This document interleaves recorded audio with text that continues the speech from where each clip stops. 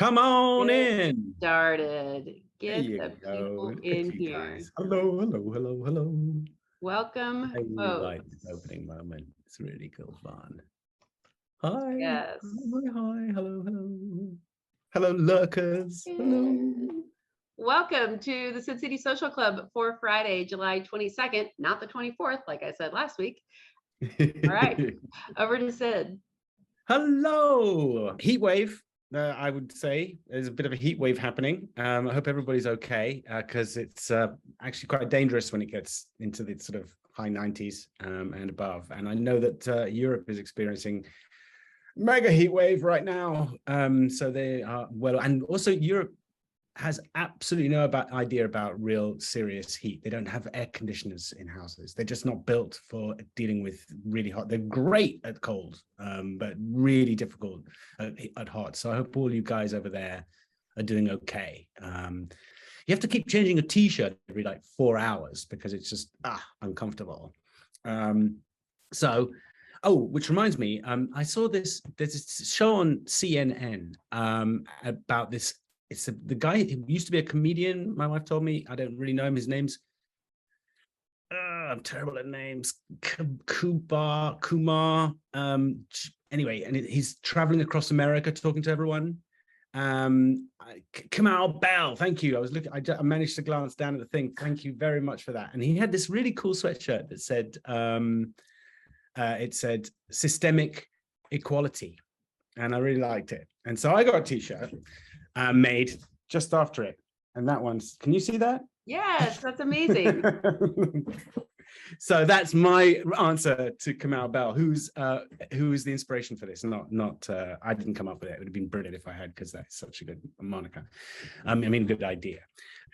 Yeah. So before I take way too much of your time, for myself, which I often do, which I find ways to do that anyway during our conversations, I always do. Let's get stuck in and say hi to a few people. We're going to go talk to Lauren first. It's his birthday tomorrow, I believe. Lauren, happy birthday! Hello, thank you. That was out there. That was big. And you know what? I did it all by myself, and no one took the cue. No one took the hint. Happy birthday! Happy birthday, Lauren! Oh, lots of Happy birthday! And there's a young voice, it sounds like there. Happy birthday from a youngster somewhere, Lauren. Yes, thank you all. That's awesome. Yeah, I'm turning 24 tomorrow. Awesome. And it's a Saturday. What a perfect day to have a birthday. Have you got anything you can do to liven up your normally incredibly boring Saturday? I'm planning on going to a Korean fried chicken and karaoke place with some of my friends. So great fun. That's great. I have to figure out how to reserve the karaoke room because it's not anywhere on their website, but I know they have them. So I need to I'm going to try to call them later tonight when they're actually open. Be like, hey, yeah, how do I do this? You have to do that. I've been to Korean karaoke back in the 90s in Los Angeles, and it was good fun. And you partly good fun because it's not like a open mic session in a huge sports bar with 300 people listening to you singing karaoke, which is just a horrible thought. No, but you're in your own room with a kind of TV and scrolling lyrics and everything. It'll be great fun. That's a great idea for your birthday. Awesome. Yeah. How are you? What's going on? How are you? How's it been since June? All of a month. Pretty good. I just started a new job. Like, really, I haven't even had a first shift yet. I'm just doing all the training and stuff so far. So that's cool. Any job that requires training must be pretty interesting.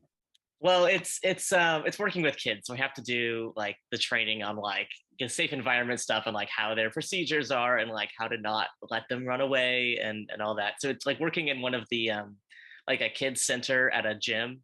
Wow. So it's basically like where the parents will drop them off during their workouts. So they have little programs for the kids and all that. And I mainly picked it because I wanted more experience working with kids who are like under 5.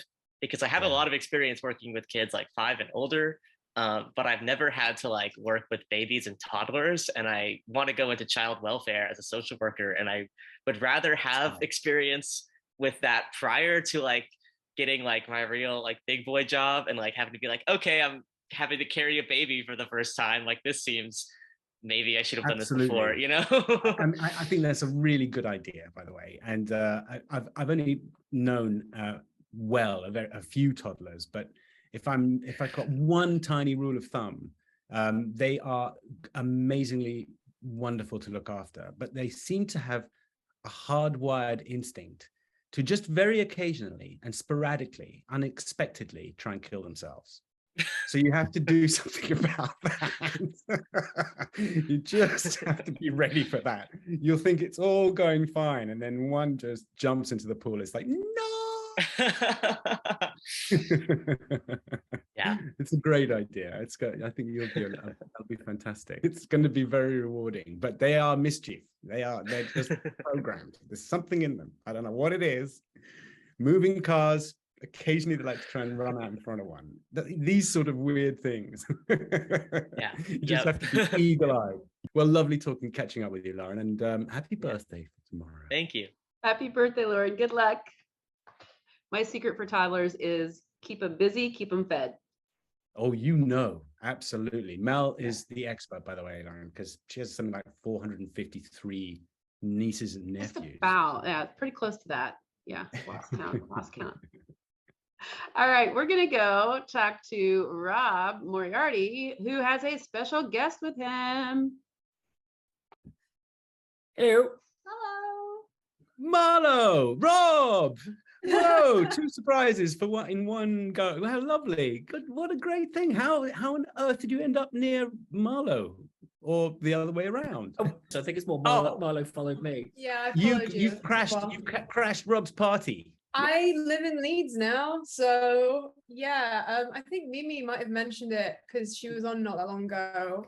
She did. And then she did. Rob was like, "Oh, you're in Leeds. I'm in Leeds." So now I am here. I didn't actually know Rob was in Leeds, so that's amazing. It's actually a really lovely town, Leeds. It is. It's changed quite a lot as well. It changes almost by the week. It's ridiculous. So, but it's is really it gentrifying? Like, is it like the Manchester type thing, or is it keeping its own character? Because it's a it's trying to a little bit. I mean, Manchester is a bit like Leeds on acid. It's kind of like times everything by about 10. But Leeds is doing quite a lot of stuff. So but Manchester's just crazy.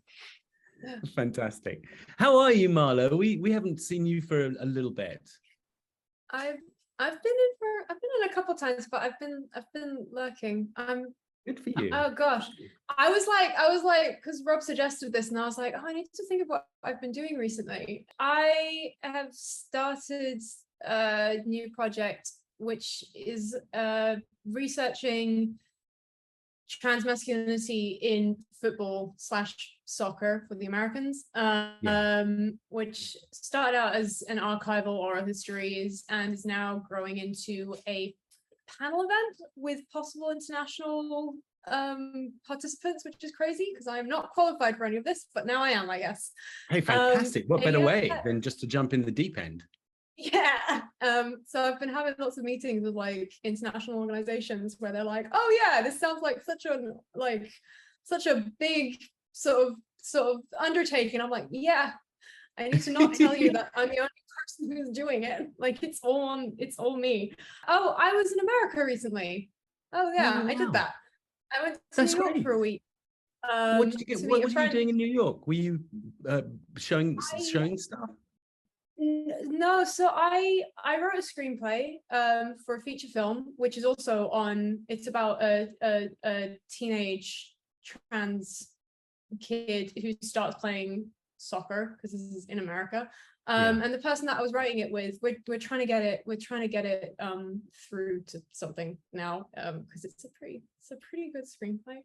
Yeah, I'm just saying it's pretty good. Yeah, I ended up at a LGBTQ plus sports panel event, and that's where I met a whole bunch of just American LGBTQ sports. And this people. inspired you to just go big. No, not at all. I was already doing it. I just was like, oh, I could make this international. So I reached out to them, was like, I was at your sports event. Do you want to come to my sports event? Which currently doesn't have funding because I'm still getting the funding for it, but they don't know that because that's now going on the funding application. But you're in the right place with Rob because he's pretty expert at organizing things on behalf of things, in order to do drives and getting people up to speed on complicated issues. And we were talking about this earlier, actually. Yeah, of course, because you've got all the, you've done it. You've understood the networking, and you've got yourself in before panels of people in suits in order to try and sell them ideas about, spending some tiny bits of money on getting things a bit more comfortable for people who deserve to be more comfortable in life. So yeah, you couldn't have wound up in a better place than Leeds this Friday. As it turns out, Leeds was the exact right place to go. It's actually, and it helped almost immediately. I mean, I've met people here. Rob is here. Yeah. I'm hopefully gonna get a job. And also, yeah, but yeah, so I don't know, that's what I'm doing. Because right now, this is anybody who's trans probably knows this, but right now in America and the UK, there's just a lot of quite messed up, I say conversation, but it's not really a conversation because it's not with trans people, it's about trans people, about access to sports. I really would like the things that my ideas to happen, not for my sake, but because I'm very, very tired of having to listen to other people talk about it. Yeah, fair enough. I'm really intrigued by your script now, because that if you can find a way to sort of a way through the fog of confusion over the subject and dehumanize the subject a bit, that would be really it's a really important thing to do, because there's a lot of talk about that particular issue, and especially in the swimming world. I think right now it goes through phases of different sports having different, because they've all got different rules, haven't they? And it's all very confusing for everybody depending on which sport you want to do. I'm not swearing. It's so stupid. Every time I've been on here, I've sworn a lot, and I don't think I've sworn today. So we don't mind you swearing. You know how to swear. I can edit it out. Don't worry. You can edit it out. It's so stupid. Muddying the idea between recreational sport and professional sport. Muddying ideas between what is considered just your body, because a lot of the people these laws are hurting are cisgender women. It's not at all trans people. It's cisgender women. It's mainly Black women. It's and so you're like, okay, so these things that are just naturally occurring in people's bodies, which may or may not, because it's also not actually documented, which may or may not be making them better at sports, but in any case they are good at sports, is wrong. Whilst in cisgender men, the natural advantages that any given guy, like, I don't know, is it Michael Phelps, who has like ridiculously massive lungs? He's not getting forced to do surgery on his lungs to make sure they're the same size as everybody else's lungs, You're not like forcibly cutting off tall basketball players at the knees to make sure that they're all the same height. That's not how professional sports works. They're playing sport because it's good for mental health, it's good for your body, it's good for meeting other people.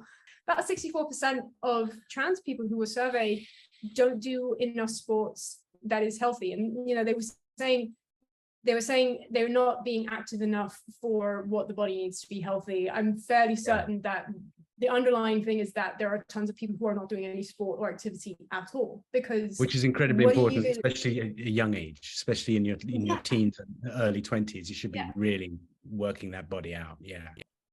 The thing that you're going to come up against any minute now, because I think you're beginning to win over the trans community. I'm talking about win over a good segment of the population, not a majority by any stretch of the imagination, but a healthy minority. I think the next big thing is going to be politics. How are you going to change the law and organize to enshrine that your protections under law?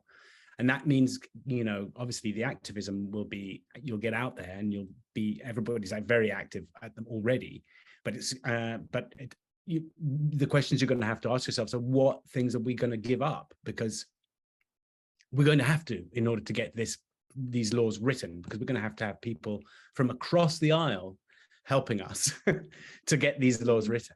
And it can start at a local level, but it's not giving up forever. It's just that the art of the compromise. And I think that's probably where your as a community going to sort of ask, and I'm sure you have, there are a lot of, obviously there are now trans cabinet office of members, and the highest levels of politics. So there's really great infrastructure to start these questions. But it's I think the thing is, what is the balance? What does it look like? What do the laws look like? The protection laws look like that are going to be written? I mean, Rob will tell you, because he's been at the point of the political effort to make sure that disabled rights are front and center for some people over the years. And it doesn't matter who's in charge; you've still got to make a dent. You've got to reach across and create relationships and make things happen, because it will happen only that way, if that makes sense. It feels like there's something bubbling across multiple communities and intersectionally between across multiple communities. And I think a lot of communities are hopefully going to come together around that, rather than feeling like we're all fighting for our little piece of something, because all of these things inform one another. There's a lot of question, obviously, around things like the concept of the social contract and who it is that's included in that, and how much some people are forced to, stand back and accept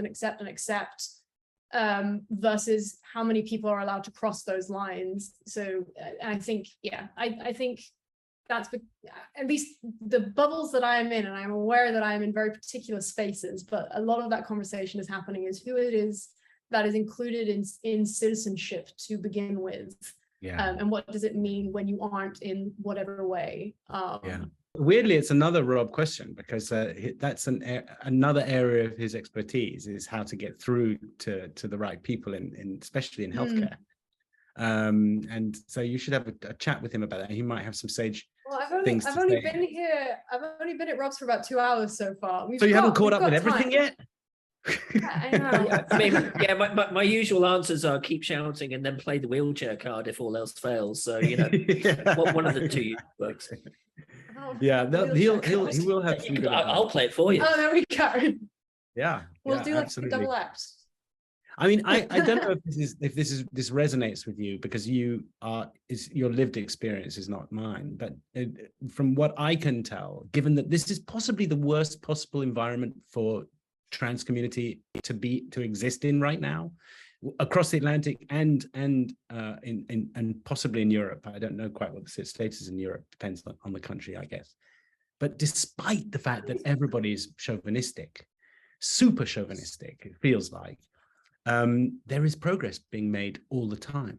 And there are people who are debating this in proper, legitimate magazines and newspapers from both sides of the table. And that's a really healthy place to be, given that everything should be kind of even more terrible than it is, given that we're trying to, we've just relegated women in America to second-class citizens by removing their right over their own body, and various other things that are causing so many problems.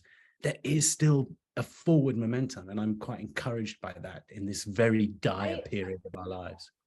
A lot of these things show people's capacity for really stepping up. The stuff that I'm talking about today, the stuff that I'm setting up today, I don't think I would have been able to set it up in the same way 20 years ago. I don't know. No, 10 years you ago. most definitely would not. And also, I think you would have been much more furtive about your existence. And I love the fact that you're loud and proud. To borrow a phrase, that's pretty encouraging for people in this, certainly in this room, and for me personally, I like it. And I think across the board, I have a big. Sorry, I know that I've talked a lot. I'll make this like a closing statement. We haven't seen you for a little bit. And then you can say something, Rob. I'm really sorry. Yeah, I was just thinking something that I think we really have today and access to today is the ability to read about precedents of this kind of work that's already been done, like across a variety of communities and intersectional identities. This is not for anybody who's currently, in some kind of part of what I consider a one fight but different battlefields. I think you can access ancestors who have been in the same fight and who have affected change in various ways. A lot more of those stories are being made accessible to people. And you know that, like, oh, you're not the first person to have had this thought or to have talked about this, and this is how people did it then, and you can borrow from that. And it's about trying to reach like the Federation. That's what it is. That's what we're evolving towards. Yeah, it's kind of interesting. The one thing that didn't really happen in Star Trek was the revolution that was the internet, the social space, the interconnectivity of everybody as almost as a hive now, so that even the tiniest little baby bee in one corner of the hive can squeak, and sympathetic bees will listen and hear and come to the aid. And the reach of the trans and various other minorities, the intersectionalism is actually the internet. But sci-fi never really couldn't see that. That was just too difficult. That was too way out there. And that's the reality, is stranger than fiction. Leeds is absolutely the right place to be for that around now. I haven't actually told you this yet, but we've got like a massive digital growth happening around here at the moment, particularly for film storytellers. We've got Channel 4 have just moved up here. They're developing like a massive digital quarter, literally just on the other side of the road from me. And I think at one point about 10 years ago, I think it was 2/3 of the UK's internet went through Leeds. So it really is one of those big kind of digital creative hubs outside of London. Yeah. But listen, thank you, Marlo. Thank you for catching up with us. And it's just great to see your face. Rob, what is going on with you? Way too much for me to talk about now. This was more for Marlo to catch up with you. I can probably catch up with you in a couple of weeks because I got loads of like little gig clips and whatnot that I can show you. Fill us in if there are developments. And Rob, we'll catch up with you in the next couple of weeks. Thanks, you two. It's good to see you in the same place at the same time. All right, we're going to go meet someone new. We're going to meet Yana. Yana, hello. Nice to meet you. Nice to meet you.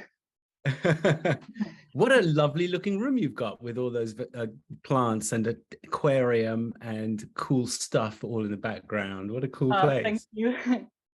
Whereabouts in the world are you? I'm in Czech Republic. Oh, fantastic. Wonderful. And I don't speak good English, so if I say something and you will not understand, please ask me again. I will. We're good at that. We've got people who actually learning English in the club because it's a good place to talk to people and find out how to say things. Is this the first time you're here, or have you been in the background before? I was here just watching few times. And then you had the courage to say something. Yes. That's really cool. That's really great. And what about work? Do you work from home through that time? I'm a landscape architect. Wow, okay. And that's really cool. I'm doing a project of gardens and public space. I was also doing some huge projects of whole cities. Yeah. The master plans, how the greenery will be in 10 and 20 years. Yeah, absolutely. Proposal plans. What fun. That's such a fun thing to do. I mean, that's really crazy.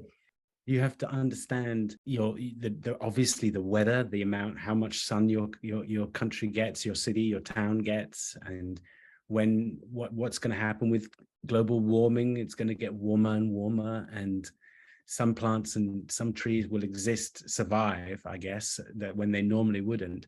I love that. I love what you do. I love that subject. I love landscape gardening, civil engineering, gardening. All of these things are really interesting to me, to make spaces for people to feel like happy and like safe and relaxed is such a beautiful gift to the world. How did you get into this particular subject? When I was choosing the university, I just decided for this because I loved plants and drawing, painting. Yeah. And it was a good combination. Yeah, absolutely. Have you found in your research, in the way you look at the subject, any information or anything exciting about the new idea of organic water features, organic ponds, organic lakes? I think that we don't really do enough of kind of natural mimicking nature with our water features. We tend to just, have to clean them out all the time with chlorine or some such chemicals. And I know that there's really very good ways of having very natural water features now. Is that something that you're interested in? It is quite popular in public space and also in private gardens. It's called rain gardens, and it's about how to use the rain for the irrigating the flower beds and trees, and also in the cities it's getting changed, the greenery, to use more water because the global warming. So when you were working for yourself, you just basically helped out people, friends. You sent advertised to anyone need help, I can design something for you. I was just helping my friends with projects this time, and I was also growing houseplants. That explains all the delightful plants in the background. And selling it. That's why you've got all those great plants. I'm really interested. Is that an aquarium, or is that something else in the background? Yes, it's aquarium. It's aquarium. Yes, and there is one fish, just one. Just one. Is that how he likes it, or is that how she likes it? I want to be alone. I tried to put their snail, and the fish didn't like the snail, so it can't be with fish, and also can't be with snails, so it must be alone. What an eccentric fish. Very territorial fish. And what kind of fish is it? I don't know the name in English, but the Latin name is Ancistrus. Ancistrus. It's sucking on the glass. Okay. I bet you someone will know in the talk down below. It's 7-year-old. Wow. Okay. And it learned to eat from bowl, so I'm feeding it into bowl, and when it's dinner time, it's swimming around the bowl and waiting and looking when the dinner comes. So you must have a really close relationship with this fish you've been with for a big chunk of your life. When it's older, it's getting more wise. This fish, I don't know, it's more interactive. Last 4 years. So now it recognizes you and comes to say hi, or at least makes some motion that is sociable. Yes. That's very cool. Wow. Fantastic. You've got a 7-year-old sucky fish. We're going to call it a sucky fish. It's probably got a real name, but we're calling it a sucky fish. It's really offensive to that fish. I'm not sucky. Could you come back and show us some of your designs, or unless you've got them right there, something that you're working on, because I'd love to see how the process works, that you come up with ideas for cities, for community spaces. Maybe I can share something. That would be lovely. I'm really greedy about people's work. I want to see everything, but I think I'm not alone.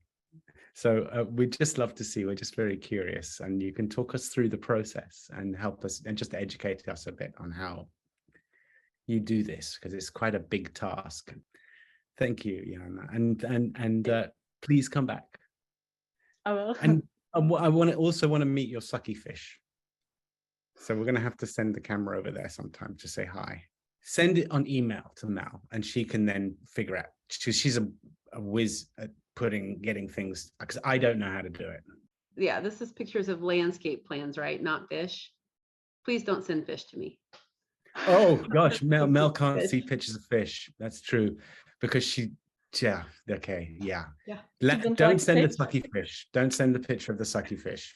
Thanks, Yana. Bye bye. Bye, Yana, and thank you for coming and saying hi. Thank you for finding the courage, and you speak great English. Thank you. All right, we're going to go check in with Robin. Hello. Robin, hi, good to see you again. Good to see you. How are you? I'm very well, thank you. I'm actually, yeah, I'm really well. I've got nothing to complain about. How about you? You know, it's Ottawa, so it's always something. Yeah. So what's going on? What's new today? I finished a knitting project a couple of Oh weeks my ago, goodness. and it's probably the most complex thing I've ever done. And I've been doing some other art projects that I kind of wanted to share. Oh, brilliant. That's great. Is it your birthday? Did I forget? No, my birthday's in October. Okay. Robin, did you want to start with the knitting project? You've got them numbered. Let's go with numbered order. It's not a knitted fish, is it? No. Okay, we're good. We can move it. I have made shark socks, but I decided not to send those to Mel. For the record, sharks are fine, whales Okay. are fine, dolphins are fine. It's everything else. Anything else that lives in the water, not okay. All right, we're going to share some photos from Robin here. So last time we talked was my birthday, and we Yes. talked about my nail polish collection, which was behind me at the time, and you said you wanted to see some of my nail art. Oh So my this is goodness. a few of the things I've done in the past year. That is crazy. I've got some, So wait a minute. How does this work? What happens? so I've seen it on people's nails. I've just assumed they bought the nail and stuck it on. no, so most of that is freehand. Some of it is stamping, and some of it is rhinestones. Wow. That's awesome. Robin, that's just amazing. That's like, yeah, it's up there with some of the great miniature art. It's really cool. And you've got luminous ghosts on they're the same ghosts. You just switch the lights up. Oh, Yeah, hello. it's glow in the dark Mod Podge. That is very cool. That is awesome. I think my favorite is the Christmas present. Those bottom right. Oh yeah, bottom left, bottom right. Bottom left, yeah. Christmas Bottom present. left. Got it. Bottom right is mistletoe and holly. That is so cool. That is really creative. You can really say something different whenever it must take ages to do. Sometimes. And then you've got really interesting gradient coloring going Yeah. on. So these are gradients based on the mural that's across the street from my apartment. So this mural, this is my view. This is what I see from every single window in my apartment. And it's my favorite piece of street art in the city. It's beautiful. Self-portrait I did. I don't do faces well. So it's like sunglasses and a mask and a hat. I could do that. That is so funny, Robin. You don't do faces well, so you do yourself in a mask. Well, you've done a good job of the mask, I have to say. That is my favorite part. And dark glasses. I don't have to draw anything human in this except Exactly. Exactly. This is how you know I'm a complete and total dork, because this is an inside joke with myself and the radiator. So my radiator is on a 15-degree slant, and it makes everything else on the wall look crooked. That is upsetting. That is so. I had to find a way to like straighten everything out, and moving a 120-year-old radiator is not an option. No. So the white ribbons are parallel to the frame and everything else on the wall, and then the purple ribbons are parallel to the radiator. And you've even managed to get a little bit of one of the purple ribbons below the frame. That was not paying attention and just not being bothered enough to fix it. I thought that's really cool. It's like extra art. It's really good. That's really very witty, Robin. That's really funny. I really like your radiator art, by the way. It's actually pretty relevant. I think it's actually quite amazing. I'm a little concerned about what happens if I ever move, because where am I going to put that? Well, you'll have to align it somewhere by giving it some context, by finding some other imperfection and making art next to that. Because you could do a whole line of imperfect art mimicry, which would be kind of cool. Finding anything that you find slightly imperfect and celebrating it by making art, because that's really a lovely celebration of a very old and leany radiator that deserves some art. And this is song lyrics. The next couple are song lyrics from One Foot Boy by Mika. Ah, Anya showed her portrait of Yep. Mika a couple weeks ago. cool. This is Gosh. the lyrics to Tiny Love in the form of the demisexual pride flag. Oh, wow. One of the That lines is- in the song is our kind of love, it gets better every day, crazy colors in the gray. And it was like a light bulb went off. I'm just like, I need to do this. You did it. So that- That must have taken you hours. It's beautiful. It's a A love couple of letter. hours. Yeah. It's a Yeah. love flag. Yes. It's gorgeous. And this is my favorite. So this is the lyrics from We Are Golden. Oh, this is great. 'Cause I've got that's- to listen to Mika some more because I'm out of touch. I'm missing some of these amazing lyrics. Yeah, everything, like all of his songs pretty much cover the entire human condition. So whatever you want to feel, he's got a song for it. He's right there. Yeah. And then this is the knitting project. So- Robin, The my the- goodness, the pattern is called Even Star. that is A lot. absolutely gorgeous. I mean, that is art on a really high level. I mean, look at the grading of all the colors. It's Yeah, beautiful. I'm really glad that I splurged on silk. Oh, it's so delicate and fine. It I mean, is. it's like elven, you know. Remember those books where, you know, Tolkien, where the elven craftsmen made the most beautiful clothes. Top right is a cluster stitch that is supposed to be the Even Star. Someone's saying, if it's useful to you, because I've had a moment, because I'm looking down, which I don't normally get to do very much of. It's Arwen's necklace. Does that mean Okay. anything? There you go. That's it. Problem solved. Yeah. World is right. Oh, well, and someone just said Arwen was an elf. And I thought it looked elven. So, hey, we were channeling elves. But what the most important thing is that knitting project, which is absolutely gobsmacking, amazing. I'm working on Really another one in wool. And wool, how coarse. But It's you're wool obviously silk. a glutton for punishment, because that must be Yeah. such hard work. So, how long did it take you, which is what everyone's going to ask, to do that silk work? And how long is it taking you to do the wool work? Well, I started them at the same time, more or less. I started this one a week early. This one took me from about mid-March to the last social club meeting. Like I finished it that day. So that's pretty Um, quick. That's like a couple of months, Yeah, that's 3 months. the longest it's taken me to complete anything. Right. Yeah. And did you get sick of the idea of returning to it, or could you not wait to get back to it? How did it affect you? Were you like, I injured my shoulder a couple of times trying to get it done. oh, like get it? You wanted to go. You're really impatient to finish Yeah. it. So I kind of just wanted to bury myself in the knitting and forget about everything that was going on outside my door. What's been going on? Do you mind me asking? There's the convoy in winter, and then it's just That was kind of like outside your lingering door. God. Yeah. Okay. Ugh.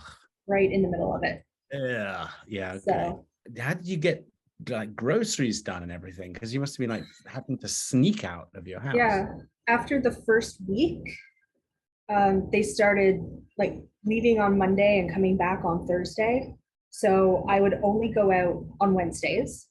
Yeah. And I have a family friend who's a former commander of 2 RCR, which is one of the big army battalions, who lives 2 blocks north of me. And he was on deck to escort me to the grocery store or escort me Great. to the edge of the red zone so that I That's could great. get transit to wherever I needed to go if I had to leave the city. How did it end, curiously? I mean, because it seemed to it just seemed to vanish like a kind of lingering odor. The most Canadian police action I have ever seen in my life. They got police from all over the country to come in and start funneling everyone out. And by 2 a.m., they were about 3 blocks north of me, and they like put up the gates and blocked off the entire parliamentary precinct and let them party themselves out. Right. Something interesting occurred to me, and I don't know if it occurred to you, but it is now entirely conceivable that the population of the United States, me not included because I can't vote, can actually vote themselves quite legally out of a democracy. It's the nearest it's ever been. This is the closest I hope it'll ever become to this, but it's quite an astonishing situation here. I'm hopeful about we're going to get through this terrible period where we dislike each other immensely as factions. That if you're not with me, you're against me, which is a kind of a new thing that becomes so tribal. But I'm optimistic we will get through that. Listen, Robin, you are amazing. Your work is just beautiful, and I'm actually really quite affected by your radiator art. I think that's actually really conversational. I think it's a really interesting dialogue with an inanimate object, and I think that's the whole point of art. One of the points, and I think you've done you may have hit on something that you could turn into an exhibition of, wonky imperfection meets the artist. So I really enjoyed it. Obviously, your knitwear is divine, but there was something really intrinsically captivating about your radiator art. Thank you for showing us. Thanks, Robin. Thank you. All right, we're gonna go check in with Portia. Finally, we've got a stable connection. Maybe we'll find out. Ooh. Hello. Hello. Yeah, Portia. the storm was really quick, so it seems, it just passed over really quick. Okay. We're good. We're radiator. I think I said radiator. Your connection is really good. I mean, it's not great. You're a bit little. You might have to repeat a couple of things, but it's good. I can see your lovely face, and that's the important thing. What is going on with you? I just wanted to do a quick check-in because a lot's changed since March, and honestly, probably in like another month, a bunch of stuff's going to change again. But I figured I got a job. Oh, I moved and I got a job. I'm working. Yeah. I moved to the house I spoke to you from in March. So I'm back in the house I was born in. And I was working in I was temporarily working in a greenhouse, so that was a lot of fun. I did end up buying a tomato plant, and I haven't gotten to eat them yet, but it's growing. It's I should have sent Mel a picture of it, but they're not normal tomatoes. They're chocolate cherry tomatoes. Ooh. So gorgeous. They're still. I was hoping to pick one today to show you, but they are still green on the bottom. So but I love watching them develop. It's one of the going out because in this weather you've got to water the hell out of everything because it just sort of they get so dry so quickly. But it's you see them every day. You go, oh, there's a bit of color on this one, and it's fantastic. And one falls off, and you're like, no, what fell off? That's one less tomato. That's fantastic. Are you happy? You seem so light. You seem really good. I've been told I'm better than I was, so I'm going to have to trust other people's assessment of that. Right, that's an interesting response. Yeah, okay. We'll run with that. And I've been cooking more. I've been trying new stuff. I was hoping to have tried a mango before I got to talk to you, but it is still green and hard as a rock, so I have not gotten to try that. What are you enjoying cooking? What's the thing you're going, oh, I'm enjoying? I'm mostly experimenting with vegetables because it turns out I really like vegetables. And what are the vegetables in season around your area? What are they selling on the side of the road? I tried some rhubarb. Rhubarb's been good. I've had a lot of broccoli. I tried cauliflower for the first time like a few weeks ago. I'm going to give you a recipe that actually came from Nana visitor's mom, and it's for broccoli, and it's really, really yummy. You cook the broccoli for no more than 5 minutes. Steam it if or boil it, whichever way you want, but no more. So it keeps bright green and is really crunchy still. So don't let it get too kind of boiled. And then you let it get cold. Just leave it to get cold, and get like cut a bouillon cube in half, and add it to a tiny amount of hot water. I would say like I'm just thinking I'm about numbers, but maybe a quarter of a cup of hot water, and then squeeze a lemon, add this however much lemon there is that came out of the lemon, put the same amount of chicken stock that you've just melted into the hot water into the lemon juice. So you've got half lemon juice, half stock, and then twice as much as half of the same amount of olive oil as everything you've got in the bowl. And give it a good shake in a jar. Best way to mix salad dressing is just put it in an old jam jar and shake it up. And then, I forgot to put a pinch of salt and a pinch of pepper. And then pour that over the cold broccoli, and it's absolutely delicious. And every time I do that, everybody wants more, and it's like the simplest thing to make. That's my little tip recipe. But it actually belongs to Nana's mom. Nanette, her name was. Lovely old woman. Are you working so that you can get your independence back and make your own decisions about where you want to go later on, perhaps winter? I might have to move again in like a month or so, so we'll see what happens. But I just love the fact that you're baking lots of vegetables. I think it's I've also been reading a lot. The book club. I just finished The Hobbit yesterday. And then I got about halfway through the anthology, but I would be done, but I keep crying while I'm reading it. Oh no. So it's so I have to stop. That's so sad. Oh, that's so sweet. That's really sweet. I also wrote in it, so I'd like to separate me and say that everyone did a really good job without complimenting myself. You're all just so wonderful. It's quite a testament. It's quite a piece of history and I'm really proud of everybody to have been so honest and forthcoming in that book. It's an amazing piece. Yeah, that's exactly the kind of book that will make you cry. So it's probably quite hard to get through enough pages before it triggers something that's emotional. That's just going to be really difficult. It really will. Well, I love that you came to help us, to fill us in on what's going on, and I'm very keen for you to get some independence. Get in touch with us. Let us know what's going on so we can keep tabs on you. Thank you. I found, I've been trying to write more. This is an older one. I have a bunch of snippets written, but I found an older one that does not rhyme.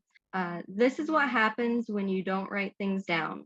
They go by forgotten and greatness slips through your fingers. You cannot recall what the thought was, but you know that it was a great one. And now it's gone, lost it back in the void of one's thoughts.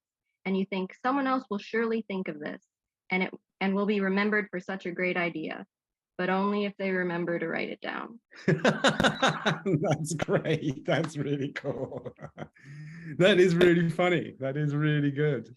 I know the feeling. I do exactly the same thing. I might be in bed and I'm like, I'm not getting out of bed. I'll remember it tomorrow because it's such a good idea. This one's not going to escape me. And then I wake up and just make myself a cup of tea as normal, and my life continues like I just had an interception from a good idea the night before. And it's lost forever in the annals of time of thought. Is that what you said? It's really cool. It's really good. Thank you. It's excellent. Thank you. Stay safe, Thanks, everyone. Portia. That was totally relatable poetry, I have to say. Absolutely brilliant poem. I have dry erase markers all over my house next to windows and mirrors and things so that I can just write it down. Put things Then down. I have to make sure I erase it before anybody comes over because Yeah, because then it looks like you might have some problems. Yeah, and I do. I just don't need anybody to know that. All right. We're going to go meet Ray. Ray. Hi. Hi. Nice to meet you, my friend. Hello, nice to meet you too, Sid. And everybody are else you? as well. Sorry? Oh, you've got a cool t-shirt. Can I see your t-shirt? Yeah, of course. I'll stand up and see if you can see it. I don't know. Is this working? Yes, I love that. Love your Okay. nights. I can't see myself at all. So, I did the same. You just were hoping you got it on the just frame. hope it do it right. Yeah, that's the You one. got it perfectly in the frame there. Okay, thank you. Where are you, Ray? Whereabouts in the world? Well, I'm living in the Netherlands right now. So Oh that's my where I am. goodness. Yeah. You're in the Netherlands. 18 years now almost. So yeah. You Yeah. don't look much older than that. I mean, obviously a bit older than that, but you must have moved there pretty young. That's very kind. I'm 36. Well, that's actually you moved there when you were a youngster. Yeah, that's right. So that wasn't your choice. Or did you move there through your choice? I moved there as choice. I moved there to go and do study, and yeah. And you just stayed. And I stayed because I got work after I finished my diploma. Fantastic. And I've been here ever since. Not regretted it at all. Brilliant.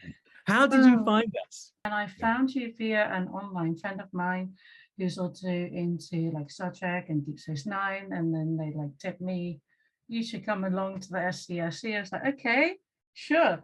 Why the not? So yeah, here I am.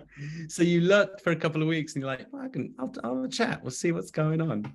I've been lurking since earlier this year, but I've only been like around once or twice. I work in care, so I work a lot of irregular shifts, and yeah.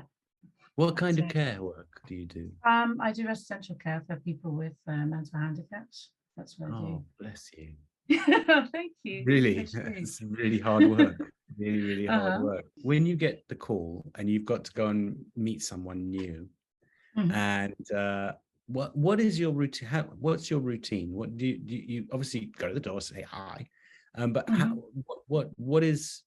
do you do that? How do you introduce yourself? I've been doing like care for about 12 years now, and it really depends on where you're working as to how you do it, right?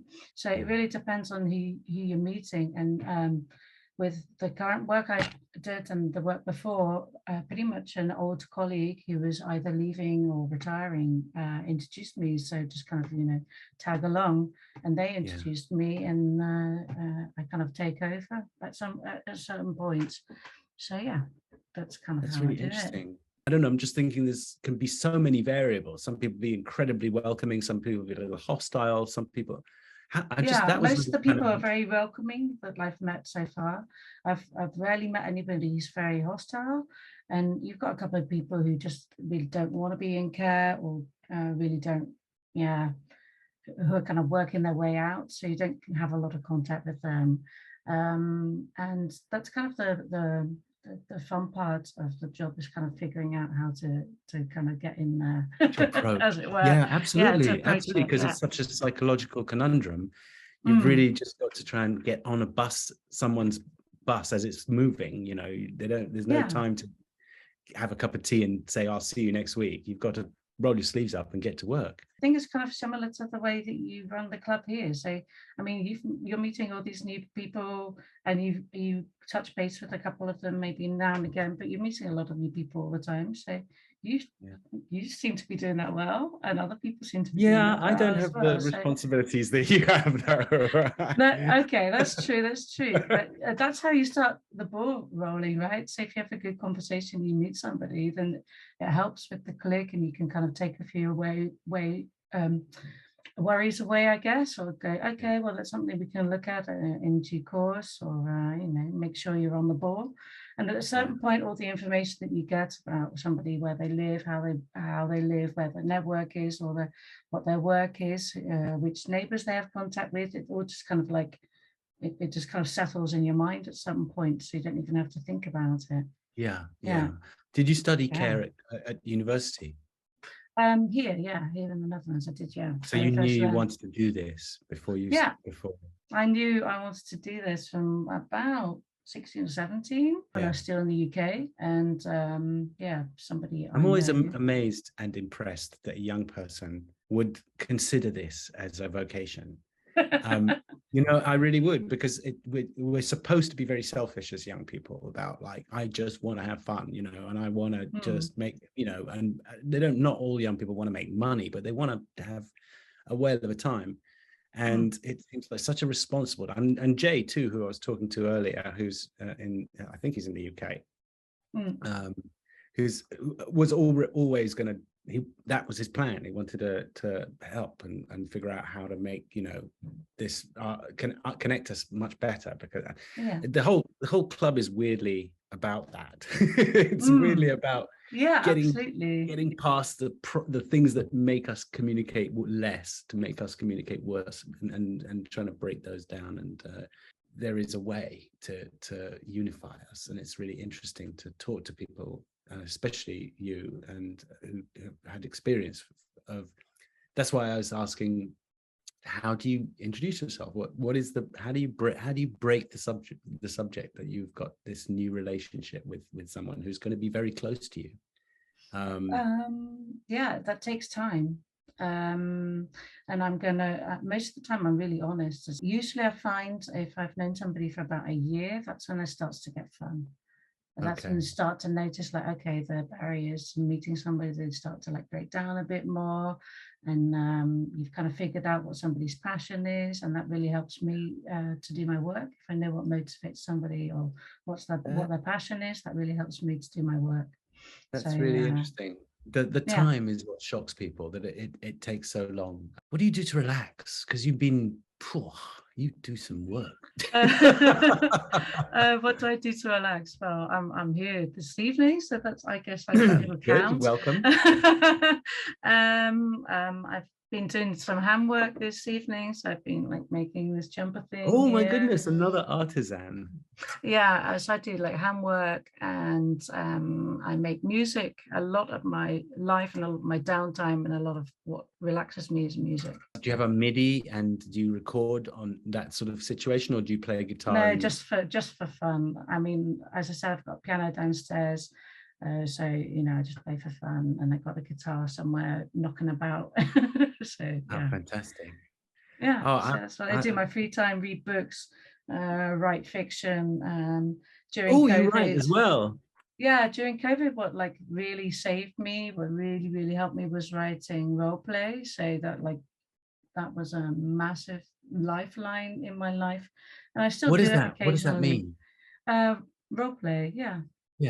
Case, I'm writing characters, either original characters or people who have existed, or fictional characters, and writing a story from their perspective. Or I did that on Twitter for a long time, still do a little bit. Wow. So, that's really cool. I do beta work, and I've been like writing like fictions on the side now, which I'm almost ready to like bring out to like a wider public than just somebody else I'm playing with via Twitter, or like a group of friends that I'm playing a role play with. So I'm like, okay, this is an exciting moment to kind of stretch my legs a little bit more. Yeah, make the most of it. I see people in the chat going like Elmi, and I know of Elmi, and Elmi is, a number of the fanfic writers like from the Discord as well, because I've read quite a number of DS9 fics and other fics that they're out there in the world. That's the real fun. That's the real fun of this room, is all the other rooms that lead off it. So get jiggy. Yeah, I'm a big escapism fan. I like escapism. It's always good. Completely agree. I do it for a living. Yeah, exactly. I'm really glad that you came along and said hi. And thank you very much for your time. It's been lovely. Thanks, Ray. All right, we are going to wrap up the official portion of the social club for today. A few people were asking if I would do just a little like out my window with Comic-Con. Have enormous fun. Enjoy. The Comic-Con thing will be great. I'm going to go and make myself a cup of tea. Okay. Okay. Bye, everybody. Have a good one. See you next week.